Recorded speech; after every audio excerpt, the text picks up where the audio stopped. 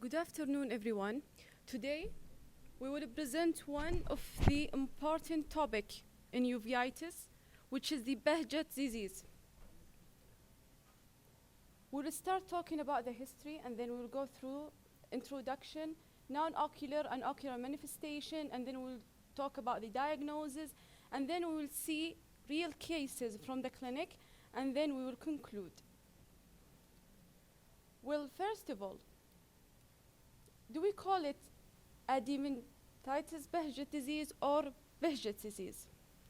To understand this, we will go through the history. First of all, an ophthalmologist, he first presents a case of a 20-year-old man who suffered from recurrent iritis with hypopyon and phlebitis.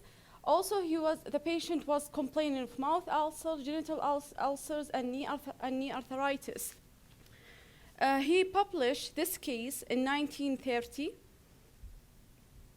After that, a Turkish dermatologist, he also described 3 patients with the same features: oral and genital ulcers and recurrent iritis. Behcet, he published 3 more manuscripts during the period of 1938 to 1940. That's why he draws the medical attention. So, even though the current WHO, the standard is Behcet disease, we believe that the term adenomatous Behcet disease honor both first describers in the modern era for their contributions. If you want to read more, you can go through these comments that was published in 2012. Behcet disease is a chronic, multi-systemic, relapsing inflammatory disorder of unknown etiology. It's characterized by a triad of recurrent oral and genital ulcers with ocular inflammations and skin lesions. It affects both gender at different ratio, but most commonly or most predominant in males. The typical time of onset is between the 2nd and 4th decade of life.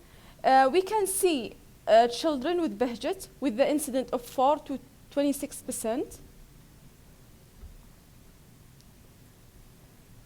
Mucocutaneous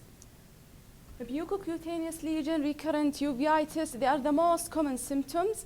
Death was seen in Behcet cases. The cause of death was cardiovascular central nervous system complications. So Behcet disease is characterized by recurrent inflammatory attack and spontaneous resolution. So some of the uveitis cases, you will see, like, for example, patient with retinitis, it can be resolved without any treatment. But why we treat these cases? Because the frequency and the severity of the attack, it can cause irreversible damage. Also, recurrent attack of occlusive retinal vasculitis, it can lead to vision-threatening complications such as CME, retinal neovascularization, optic atrophy, and retinal atrophy.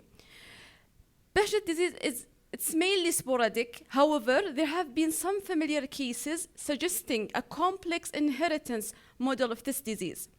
Infectious agent has been proposed to trigger Behcet development. There is like a cross-reaction of microbial antigens and human proteins that will lead to the pathological immune response in genetically predisposed individuals. Herb simplex virus and streptococcus species, they have been shown to have the highest correlation with Behcet disease. HLA-B51 has the strongest genetic endogenous factor for Behcet disease. Between 40 to 80% of patients, they have positive HLA-B51, where about 10 to 30% in healthy controls. For the diagnostic criteria of Behcet disease, we have many criteria. The most common one is the international criteria for Behcet disease, the international study group, and the revised Japanese criteria. One study compared between the international criteria of Behcet disease that was published in 2006 and 2010. Also compared to the International Society criteria, they found that the international criteria of Behcet disease that was published in 2010 had the highest sensitivity and negative predictive value. So we will go through the international criteria of Behcet disease that was published in 2010. In this criteria, you will have about 7 factors. 3 of the factors, the one in red, it's 2 points. Any positive, any history of like positive ocular lesion, oral ulcer or genital ulcers, they will have 2 points. In the green boxes, if any positive, they will have 1 point. For example, if a patient come with ocular uveitis and recurrent oral ulcers, 2 and 2 points, so we have 4 points. Any patient scoring 4 points or more, it's classified as having Behcet disease. So we have an ocular lesion, which is 2 points, either uveitis, retinal vasculitis, chorioretinitis, or papillitis. We have oral ulcers, which also it will take 2 points. The oral ulcer should be recurrence at least 3 times per year, and it's painful oral ulcer. Also for the genital ulcers, it needs to be recurrent genital ulcers. For the skin lesion, if any patient complaining, for example, of a skin lesion, it will take only 1 point. If the patient is having Behcet's patient, they might have papillopustular rash, erythema nodosum. For the CNS lesion, they might have like parenchymal CNS involvement or venous sinus thrombosis. For the vascular manifestation, it's either venous thromboembolism, superficial thrombophlebitis, arterial thrombosis, or aneurysm. For also pathology test, it will have only 1 point. And any of the patient, if he get 4 or point, he will be classified as having Behcet disease. For the clinical features, we have either extraocular manifestation or ocular manifestation. We will go first through the extraocular manifestations. For the extraocular manifestation, we have mucocutaneous manifestation, cutaneous manifestations, and other. We'll start with the mucocutaneous manifestations. Oral ulcer, it's the most frequent findings in patients with Behcet's. Sometimes it can be the presenting sign of Behcet disease. It can precede the criteria for diagnosis by 4 to 8 years. The oral ulcer, they are round, painful ulceration with a diameter of 2 to 50 millimeter. They can last for 7 to 10 days, and they can heal without scarring, unless if they are very large. As you can see in here, they are oval ulcers with erythematous border. They are sometimes covered with a white to yellow pseudomembrane. They can appear at any site in the oral mucosa, but commonly it's seen in non-keratinized mucosa, such as the lips, buccal mucosa, tongue, and soft palate. Oral ulcer can also be found in some individual after like having certain types of foods, or they might be provocated by trauma to the oral mucosa. So not every oral ulcer is related to Behcet disease. We need to fill the criteria. For the genital ulcers, they are usually deeper, and they heal. So if they are deeper, larger than the oral ulcer, they will heal with scar formation. Sometimes the observation of a previous scar, it can aid in the clinical diagnosis of Behcet disease. In male, the genital ulcers usually seen in scrotum or penis. In female, it can be seen in vaginal mucosa. Now we will move to the cutaneous manifestation. The most common cutaneous manifestation in Behcet patient is the papillopustular lesion. They are the most common sign. They are seen in about 50 to 90% of patients. The most common location is the lower extremities, but can be seen anywhere in the body, including the upper extremities, trunk, face, and neck.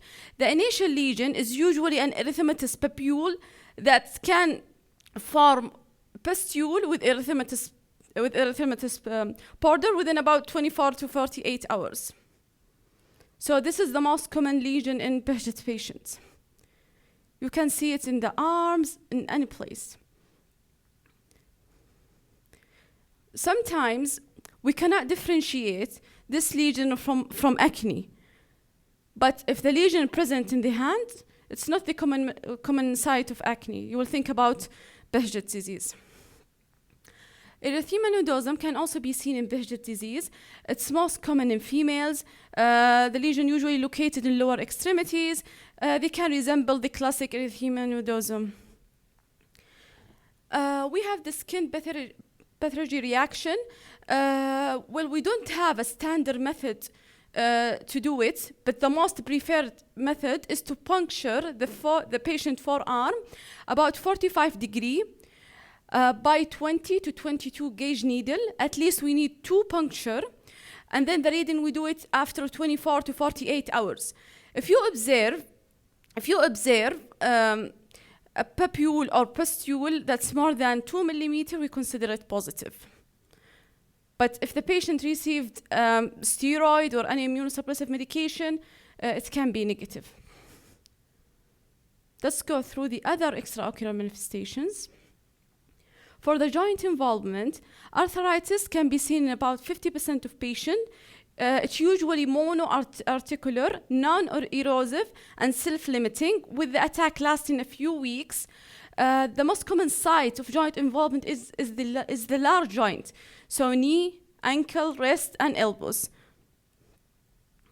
For the vascular disorder, it can be seen in about 25% of patients. There are 4 types of vascular lesion that were recognized in Behcet patient. We have arterial occlusion, aneurysm, venous occlusion, and varices. For the cardiac disorder, the incidence ranges from 5 to 10%. The cardiac complications include granulomatous endocarditis, recurrent ventricular arrhythmias, myocarditis, endomyocardial fibrosis, myocardial infarction, and coronary arteritis and pericarditis.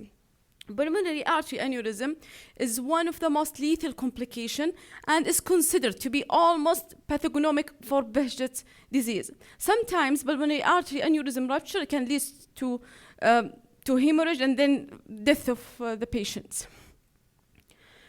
For the neurological involvement, it's considered one of the most serious complications. It can be caused by either primary neuroparenchymal lesion or secondary to a major vascular involvement. 10% of patients with a neuro-Behcet will show ocular involvement. However, 30% of patients with ocular Behcet, they will have neuro-Behcet. So whenever you see a patient with ocular Behcet, you need to rule out neurological involvement. What are the features of neuro-ophthalmology changes in Behcet patients? They either can come with cranial nerve paresis or central scotoma that result from papillitis or visual field defect. But also you can see papilledema, which can be result from pseudotumor cerebri that's caused by thrombosis of the intradural venous sinuses. For the GIT involvement, you can see a single or multiple ulcers of esophagus, stomach, and intestine. Patients usually complain of diarrhea and hemorrhages. So you have to ask the patient the history. If the patient is having Behcet, you need to rule out the diarrhea and hemorrhages. Let's go through the ocular manifestation of Behcet disease. The time from the onset of buccal and genital lesion to ocular involvement is estimated between 3 to 4 years. Ocular involvement occurs about 40 to 70%, and loss of sight can occur in about 25% of Behcet patients. It can be present as anterior, intermediate, posterior, and the most frequently is panuveitis. Only about 10% of patients they can present with an isolated anterior uveitis. Most of them are females. What's the feature of anterior segment involvement in Behcet patient? We will see an anterior non-granulomatous uveitis. So if you examine the patient and you see any KBs, it's not a Behcet disease. Anterior non-granulomatous uveitis can be the only ocular manifestation of Behcet disease with the classic finding of iridocyclitis with hypopyon. Hypopyon in Behcet's patients, they shift with the gravity. And with the patient, if the patient changes the head position. Why? Because hypopyon Behcet patient, they leak fibrinous exudate. So the hypopyon Behcet, it's not sticky. So it's move with the movement. Sometimes when we examine the patient, if the patient is known as a Behcet, and during the follow-up we notice a flare, sometimes this flare will indicate a risk of recurrent attack. So we need to do FFA to check for any diffuse capillary leakage. Other findings, which include episcleritis, scleritis, subconj hemorrhage, filamentary keratitis, conjunctival ulcer, corneal immune ring opacity, and cataract. But the other findings, they are not specific for Behcet's disease. For the posterior segment involvement, the most essential retinal finding is occlusive necrotizing vasculitis that affect both arteries and veins in the posterior pole. It's not only the veins, sometimes it affects the arteries, but it cannot be artery alone. So if the patient is having vasculitis, thanks to Tihaj for this summary. So if the patient is having vasculitis, sometimes, most of the times will lead to vascular occlusion, and that will cause tissue hypoxia. Tissue hypoxia will lead to the formation and the growth of MVDs and MVEs. If the MVEs and MVDs rupture, it will sometimes cause hemorrhagic vasculitis, vitreous hemorrhage. If there is vitreous hemorrhage, it can organize and form like a membrane, which contracts, causing traction in the retina, and then later on retinal tears, RRDs, and TRDs. Other posterior segment findings is the superficial retinal infiltrate with vitritis. Retinal infiltrate in Behcet patients, they do not obscure the underlying vessels. If you follow the blood vessel, you will see it through the retinitis. It does not obscure. Is that clear? Yes. Optic nerve involvement in Behcet patient, they might have papillitis, they might have papilledema. If it's not well treated, it can lead to progressive optic atrophy. After the resolution of acute inflammatory process, the fundus may present with a sheathed ghost vessels. If you do an FFA, there will be no leakage from the blood vessel, it's sheathed. This is the chronic stage of Behcet's disease if it's not well treated. Sometimes, if it's not well treated, we'll see retinal atrophy, optic nerve atrophy, pale optic nerve, diffuse atrophy. Sometimes we see a picture of retinitis pigmentosa. Also, we might see chorioretinal scars. What are the diagnostic tools that we can use to help us to diagnose Behcet's disease? Let's start with the OCT. In OCT, as you can see in this color photo, we see a superficial retinitis. An OCT cut over the retinitis, we'll see a focal hyperreflective thickening of the retina, blurring of the inner retinal layers, optical shadowing, without any thickening of the underlying choroid. Also, if you notice that the retinal pigment epithelium is intact. Why? Because it's a superficial retinitis. After, when the inflammation resolved, sometimes we will see a wedge-shaped nerve fiber layer defect, also thinning, and outer plexiform layer elevation. This is a sequel of an old infiltrate. What other finding we can see in OCT? Sometimes we see an peripapillary infiltrate or peripapillary vitritis, which is a vitreous inflammation over the optic disc. When we take a cut over it, you will see a localized vitreous condensation over an inflamed optic disc. We call it a smoking volcano-shaped. this we can use it to observe the regression of vitreous haze. So in here at the presentation, this is first visit after treatment, and you notice the resolve of the vitreal condensation over the optic disc. This is before treatment, after treatment. Other finding we can see is an OBL elevation, which is the outer plexiform layer elevation. This we can see it after the resolve of inflammation. Sometimes if a patient comes to you with no history, like was referred to you with a history of uveitis, when you examine the patient, there is nothing, no activity, just take an OCT. If you see an outer plexiform layer elevation with a previous inflammation, you will know that it's most probably he had 1 or 2 or 3 attacks of Behcet disease. You can go through this article if you want to know more or to get more information.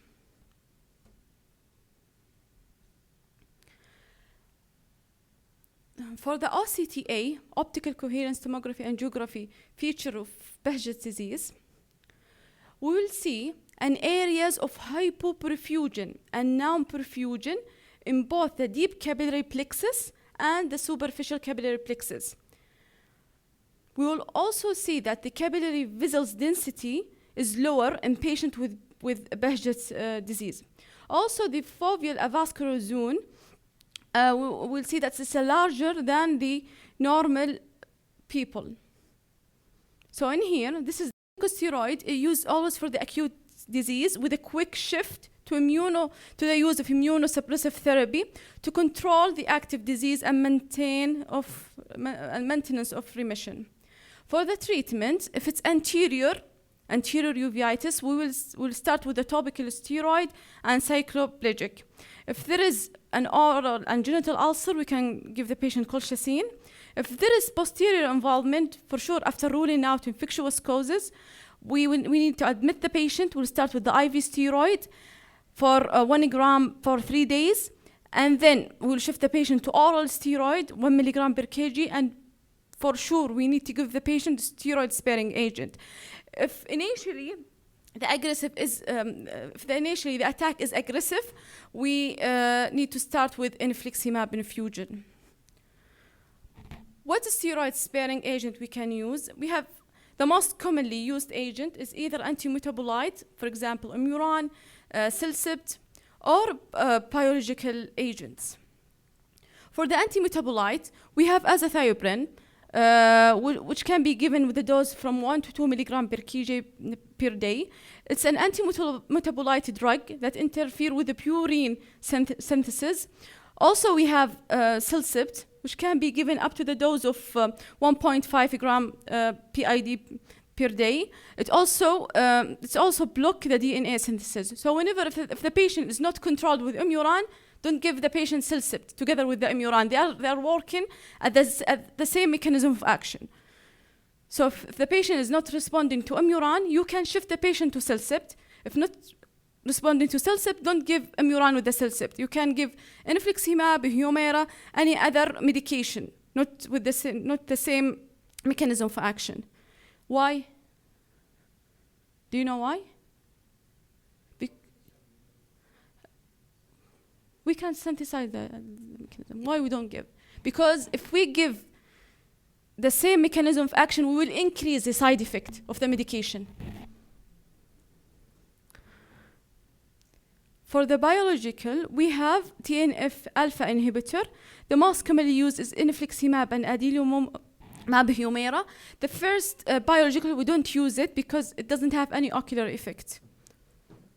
For infliximab is a mouse human chymeric monoclonal TNF-alpha antibodies. It can be administered intravenously in a loading dose of 3 to 5 milligram per kg at day 1, and then after 2 weeks, and then after 6 weeks, and then we can maintenance every 4 to 8 weeks depending on the response of the patient.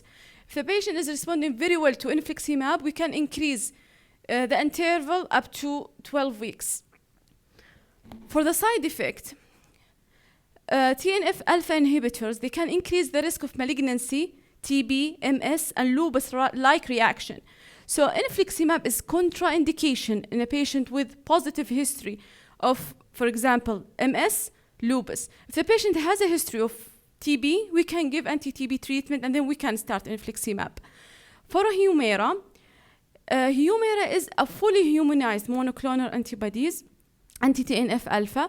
It can be given with a loading dose of 80 milligram initially, and then 40 milligram every other week. So as a summary for the treatment of ocular Behcet, we have, if it's anterior uveitis, we will start with the topical medication. If there is no response with the topical medication, we'll shift to the systemic medication. Like for example, immunosuppressive medication, Imuran, Silsip, cyclosporins. If no response, we can also shift to the biological, like we don't have interferon alpha in here, we can give Humira or infliximab. If it's acute posterior uveitis, if it's very severe, aggressive, we'll start directly with biological. If it's not very severe, in general, we'll start with the steroid. If it's severe, very severe, aggressive, we'll give infliximab or Humira. If it's responding well to steroid, we can give with a steroid immunosuppressive or steroid-sparing agents like Imuran or Silsips. What are the poor prognostic factors of Behcet's disease? If young age at diagnosis, if poor vision at presentation, if posterior segment involvement, if there is persistent inflammatory activity, if there is posterior synechiae, high IUB, hypotony, all of them, they are poor prognostic factors. Let's go through cases from the clinic. This is an 18-year-old male who was complaining of pain and redness in both eyes. He was treated by local ophthalmologist as a case of allergy. He was using only topical drops for allergy. We're reviewing the history. There was a history of DVT, recurrent oral ulcers, history of knee pain. So in here, if you will give the patient a grade, what grade you will give? More than 4. So the diagnosis is going with Behcet disease, but we need to see the fundus, and we need to examine. We need to do ocular examination to make sure it's a uveitis. On examination, his vision is 20/50 in the right, 20/25 in the left. The IUB was within normal. For slit lamp examination, in the right eye, there was injected conch, no KBs, so it's going with Behcet, non-granulomatous uveitis. There was about +2 cells reaction in the right eye. For the left eye, there was also injected conch. The cornea was clear, no KBs, and the patient was having hypopyon. As you see in here, it's very clear cornea, no KBs. In the left eye, you can see hypopyon. So it's going until now with Behcet's disease. When we take a look at the fundus, the right eye, the view is not very clear because there was vitritis. For the left eye, there is also vitritis with superficial retinitis, multiple superficial retinitis. When we did an FFA, there was diffuse capillary leakage in both eyes and hot optic disc. There's optic disc leakage. For the OCT, you can see subretinal fluid, intraretinal fluid, some cells in the vitreous. And the view is not very clear because of the vitritis. This is the left eye. You can see in here the outer plexiform layer elevation, some thickening of the retina, and vitreous cells. So the impression is bilateral, non-granulomatous panuveitis. So the patient received systemic steroid with steroid-sparing agent. I think it was Imuran or this is after treatment. You can see the left eye, the retinitis resolved, and the vitreous is clear. For the second case, this patient, so the first case is a typical case of Behcet. For the second case, this patient is a 19-year-old male. He was complaining of pain, redness, and worsening of vision in the left eye post-Eylea injection. He was referred to Kekish to rule out endophthalmitis. The patient was diagnosed as a Behcet in his local hospital, and he was on Imuran 150 milligram and oral steroid 10 milligram. When we reviewed the history, he had a history of DVT, multiple stroke, recurrent oral ulcer, and history of knee pain. On examination, his vision was 20/25 in the right eye, hand motion in the complaining eye, left eye. The IOB was within normal. On examination, the right eye was unremarkable. For the left eye, he had injected conj, clear cornea, no KBs. AC is deep with a +2 reaction. He had posterior iris synechiae about 180 degree, dense cataract, and dense vitritis with hazy view to the posterior pole. Here, you can see dense vitritis, hazy view. If you look in here, you might see an area which looks like retinitis. In here also. So the patient was seen by the surgical retina team. He was tapped and inject, which we should always do. Rule out vision threatening. So the impression was panuveitis, either active Behcet disease or early endophthalmitis, post-Eylea injection. The patient was tabbed and inject and no positive history at the culture. So the patient was admitted, started with the IV steroid, and then was given oral steroid, 1 milligram per kg tapering with calcium and vitamin D and Nexium. He was also started in a Humira. We can start the patient either with infliximab or a Humira, but the patient was from outside Riyadh, so we have given him a Humira.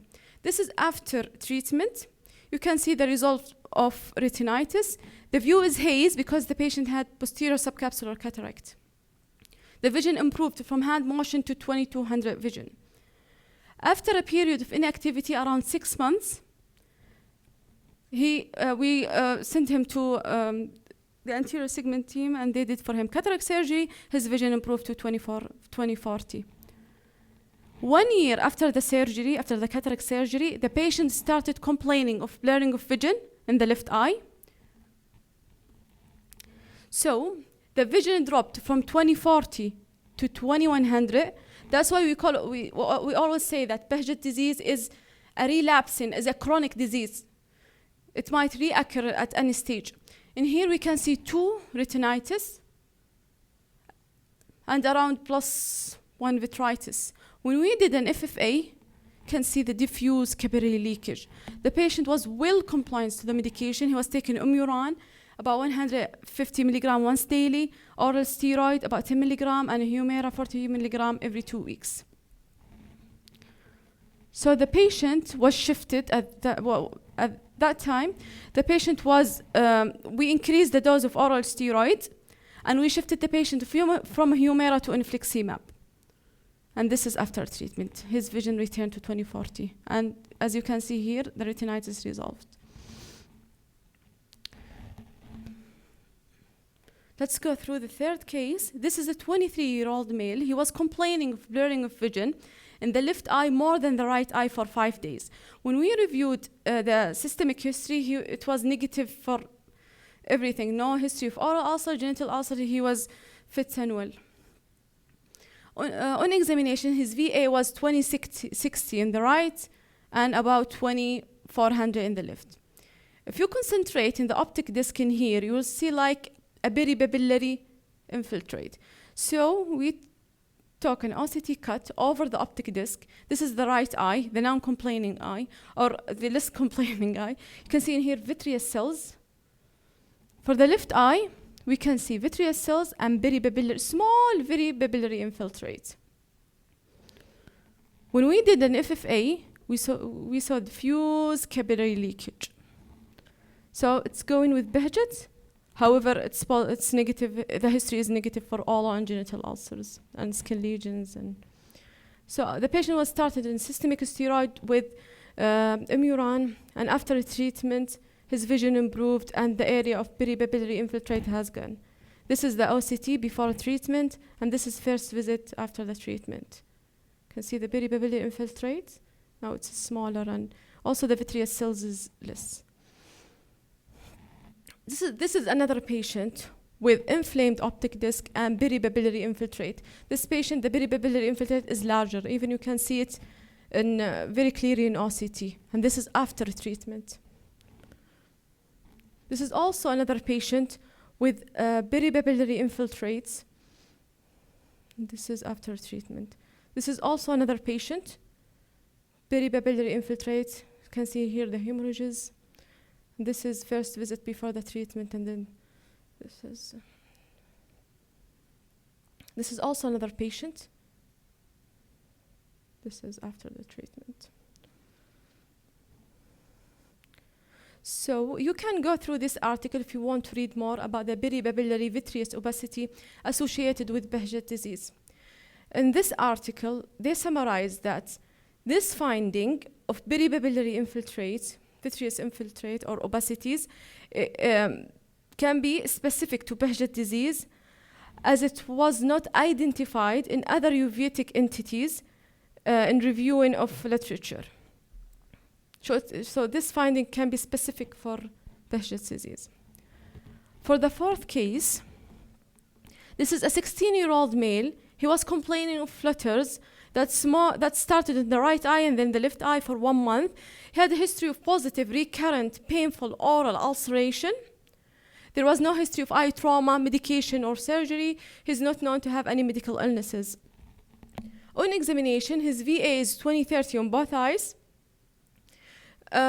He had ciliary injection in both eyes. There was no KBs. There was an AC reaction about occasional cells in both eyes, so it's non-granulomatous uveitis. His lens was clear. For the fundus, as you can see in here, there is bilateral inflamed optic disc with frosted line-like branch angitis, thick perivascular infiltrate around the blood vessels involving the retinal arteries and veins. FFA showed perivascular leakage.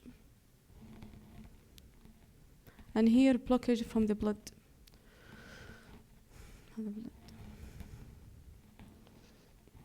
OCT, in OCT you will see the thickened vascular sheathing. Also you will see that the thickened vascular sheath compressing on the outer plexiform layer, causing outer plexiform layer elevation in both eyes. So after a treatment, the patient received systemic steroid with the Humira as he did not tolerate Imuran. This is his photos at the first visit. And here you can see the result of the thickened vascular exudate, perivascular exudate. However, in some area, there is persistent outer plexiform layer elevation. If you see the cut, it's not the phobia, it's in here. And this is his last visit. You can see the result of vascular sheathing. The fifth case, and it is the last case. This is a 34-year-old man. He was referred from General Hospital with the new diagnosis of Behcet disease. He presented to the General Hospital with 1 month history of flutters and decrease of vision in the right eye. His history was significant for oral and genital ulcers. He complained also of rash over the palms and genital areas. He has a history of multiple partners and unprotective sexual behavior. He was diagnosed with Behcet disease and he received 1 dose of intravenous methylprednisolone. After the first dose, he noticed a temporal visual field defect. He noticed worsening of the vision. So if any uveitis case, if you give steroid and there is worsening of vision, you will think about infectious causes. The course of steroid was stopped and the patient was referred to Kekish for further management. On examination, his vision in the right eye was 2300, the complaining eye. The left eye, 20/20. On examination, the right eye showed whitish moderate size KBs with AC reaction of +1 cells. So we have a granulomatous uveitis, so it's not Behcet's. In fundus examination, you will see an optic disc swelling with a pellicoid-like lesion with superficial retinal precipitate. In FFA, you will see optic disc leakage and leakage from the pellicoid lesion. In OCT, you will see a thickened, disorganized retinal layer, multiple vitreous cells, and here you will see the undulation of RBE. So this finding is typical for what? Good.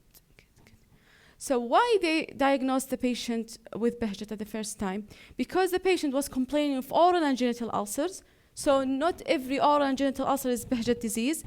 The other thing, the patient was complaining of rash, but when we saw the rash of the patient, the rash was on the palm, and it's a fair, dark nodule. It's not like the rash that was the rash with Behcet. In here we'll see a pustule.